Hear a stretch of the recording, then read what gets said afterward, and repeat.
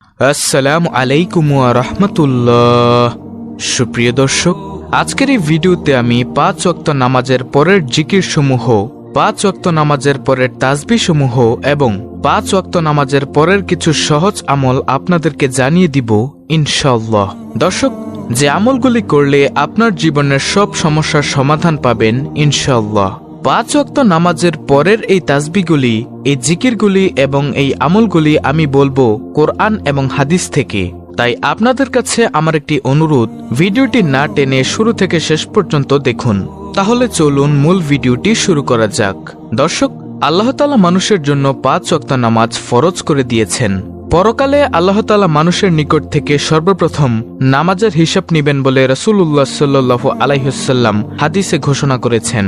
নামাজ আদায় করার পর আল্লাহ তাআলার জিকির আজকারের প্রতি মনোযোগী হতে দিক নির্দেশনা দিয়েছেন বিশ্বনবী সাল্লাল্লাহু আলাইহি ওয়াসাল্লাম। তাই প্রতি ওয়াক্তের ফরজ নামাজের পর গুরুত্বপূর্ণ জিকির, দোয়া ও কিছু আমল আজকের এই ভিডিওতে তুলে ধরা হলো। তাই প্রথমে আলোচনা করব ফজরের নামাজের পরের কিছু তাসবিহ এবং আমল নিয়ে। দর্শক, ফজরের নামাজের পরের প্রথম আমলটি হল নম্বর 1। হাদিস শরীফের মধ্যে আছে, যে ব্যক্তি ফজরের নামাজ পড়ার পর ওই অবস্থায় বসিয়া আল্লাহর ধ্যানে মগ্ন থেকে কাহারো সহিত কথা না বলে নিম্নের এই দোয়াটি 10 বার পাঠ করবে, তাহার আমল নামায় 10টি নেকি হইবে, 10টি গুনাহ মাফ করা হবে এবং বেহেশতের মধ্যে 10টি দরজা বৃদ্ধি পাবে এবং সারাদিন শয়তান থেকে এবং খারাপ কাজ থেকে হেফাজতে থাকবে। সুবহানাল্লাহ। দর্শক, সে দোয়াটি হল লা ইলাহা ইল্লাল্লাহু ওয়াহদাহু লা শারিকা লাহু লাহুল মুলকু ওয়া লাহুল হামদু ওয়া ইউমীতু ওয়া হুয়া আলা কুল্লি শাইইন কাদির। দর্শক, আমলটি আমি আবার বলে দিচ্ছি। যে ব্যক্তি ফজরের নামাজ পড়ার পর ওই অবস্থায় বসিয়া আল্লাহর ধ্যানে মগ্ন থেকে কাহারো সহিত কোনো কথাবার্তা না বলে এই দোয়াটি 10 বার পাঠ করবে, তাহার আমল নামায় 10টি নেকি হইবে, 10টি গুনাহ মাফ করা হবে এবং বেহেশতের মধ্যে 10টি দরজা বৃদ্ধি পাবে এবং সারাদিন শয়তান থেকে এবং খারাপ কাজ থেকে হেফাজতে থাকবে। সুবহানাল্লাহ। আর সেই দোয়াটি হল লা ইলাহা ইল্লাল্লাহু ওয়াহদাহু লা শারিকা লাহু লাহুল মুলকু ওয়া লাহুল হামদু ওয়া ইউমীতু ওয়া হুয়া আলা কুল্লি শাইইন কাদির। দর্শক, ফজরের নামাজের পরের দ্বিতীয় নম্বর আমলটি হল, যে ব্যক্তি ফজরের নামাজের পর সূর্য ওঠা পর্যন্ত আল্লাহর ধ্যানে লিপ্ত থেকে এবং সূর্য ওঠার পর 2 রাকাত ইশরাত নফল নামাজ পড়ে, সে ব্যক্তি এইরকম সওয়াব পাবে যেমন হজ ও উমরা হজের সওয়াব মিলে। সুবহানাল্লাহ। দর্শক, ফজরের নামাজের পরের 3 নম্বর আমলটি হল রুজি বৃদ্ধির আমল। আর তা হল, রুজি বৃদ্ধির জন্য প্রত্যেক ফজরের নামাজের পর ইয়া রাজ্জাকু ইয়া রাজ্জাকু 308 বার পড়তে হবে। যে ব্যক্তি ফজরের নামাজের পর রিজিক বৃদ্ধির জন্য ইয়া রাজ্জাকু ইয়া রাজ্জাকু 308 বার পড়বে, তাহার রিজিক বৃদ্ধি পাবে। দর্শক, ফজরের নামাজ পড়ার পরে 4র্থ নম্বর আমলটি হল লা ইলাহা ইল্লাল্লাহু মুহাম্মাদুর রাসূলুল্লাহ 100 বার, সুবহানাল্লাহ 100 বার, আলহামদুলিল্লাহ 100 বার, আল্লাহু আকবার 100 বার এবং আস্তাগফিরুল্লাহ রাব্বি মিন কুল্লি যামবি ওয়া আতুবু ইলাইহি 100 বার, সুবহানাল্লাহি ওয়া বিহামদিহি সুবহানাল্লাহিল আযীম 100 বার পড়বে, তাহার আমল নামায় অনেক অনেক নেকি লেখা হবে। দর্শক, এই আমলটি খুবই গুরুত্বপূর্ণ একটি আমল, তাই সবাই করার চেষ্টা করবেন। দর্শক, এখন আমি আলোচনা করব জোহরের নামাজের পরের কিছু আমল নিয়ে। জোহরের নামাজের পরের প্রথম আমলটি হল নম্বর 1। জোহরের নামাজের পর আল্লাহুম্মা সাল্লি আলা মুহাম্মাদিন ওয়া আলা আলি মুহাম্মদ ওয়া বারিক ওয়া সাল্লাম। দর্শক, এই দুরূদটি 100 বার পড়িলে নম্বর 1, উক্ত ব্যক্তি দেনাদার হইবে না, যদিও হয় তবে অল্প দিনে পরিশোধ করিতে পারিবে। নম্বর 2, হালাল রুজি দ্বারা তার রিজিক বরকত হইবে। নম্বর 3, সাধারণ বিপদ মুসিবত হইতে আল্লাহ তাহাকে নিরাপদ রাখিবেন। নম্বর 4, রাত দিন তাহার দ্বারা কোনো গুনাহের কাজ হইবে না। দর্শক, জোহরের নামাজের পরের এই আমলটি আমি আবার বলে দিচ্ছি।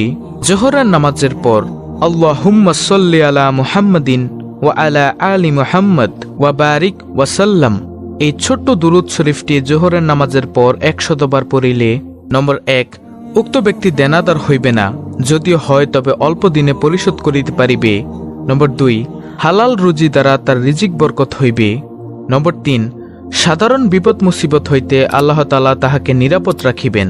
নম্বর 4, রাত দিন তাহার দ্বারা কোনো গুনাহের কাজ হইবে না। সুবহানাল্লাহ। দর্শক, এখন আমি আলোচনা করব মাগরিবের নামাজের আমল নিয়ে।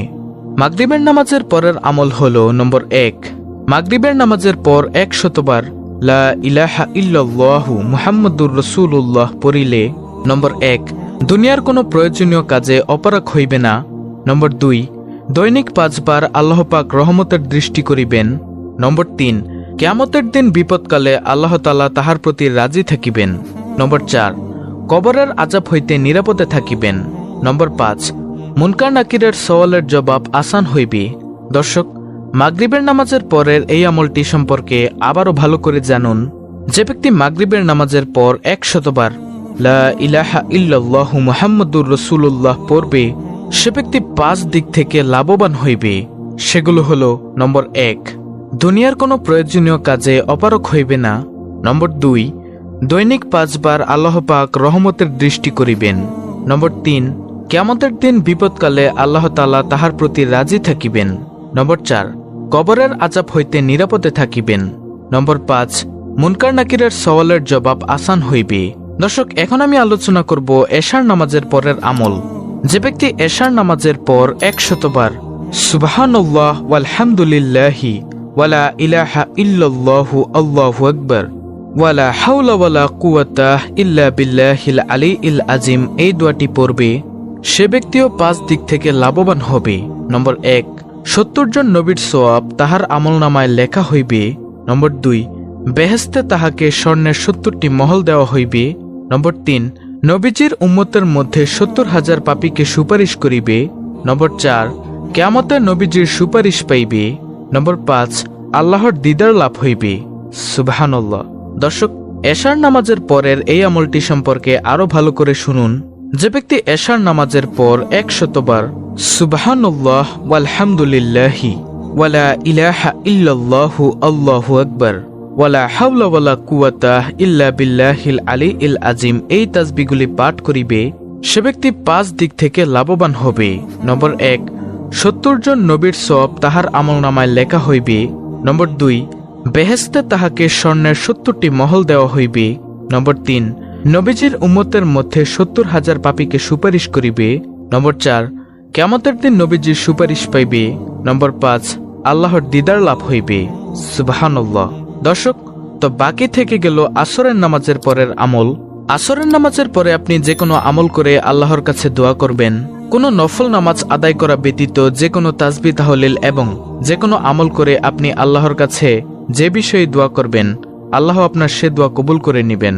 আল্লাহর রাসূল সাল্লাল্লাহু আলাইহি ওয়াসাল্লাম বলেছেন, আসরের নামাজের পর থেকে সূর্যাস্ত পর্যন্ত অর্থাৎ মাগরিবের আজানের আগ পর্যন্ত সময় হলো খুব গুরুত্বপূর্ণ একটি সময়।